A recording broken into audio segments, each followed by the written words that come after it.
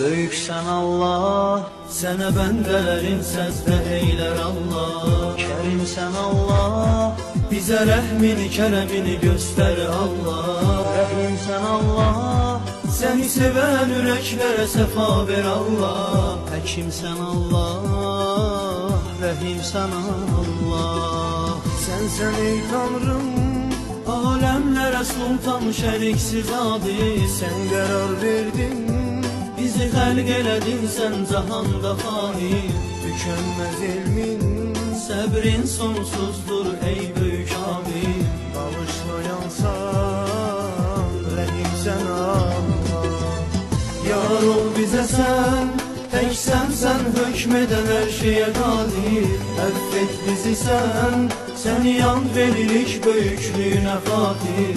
Ənadımızsan, məhşərdə günahımızı eyləmə zahir. Kərimsən Allah, rəhimsən Allah.